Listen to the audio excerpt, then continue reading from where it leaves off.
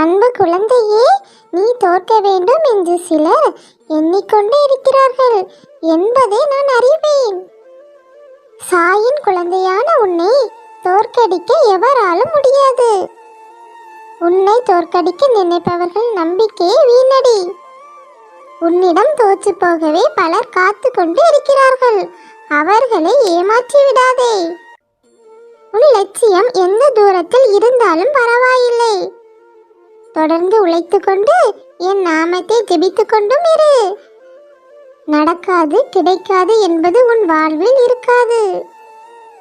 உன்னை வேண்டாம் என்று தூக்கி எறிந்தவர்கள் உனக்கு வேண்டும் என்று அவர்கள் பின் தொடர்ந்தால் வலிகளும் அவமானங்களும் உன் முன் தொடரும்.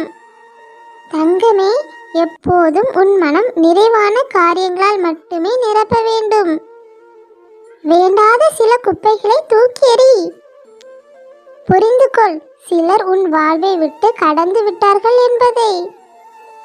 அவர்களை பற்றிய கற்பனையில் நீ கரைந்து போகாதே. மனிதர்கள் உருவில் இருக்கும் அனைவரும் மனிதர்கள் என்று சொல்ல முடியாது. சிலவற்றை அங்கங்கள் தீர்மானிக்காது, அகமே தீர்மானிக்கும்.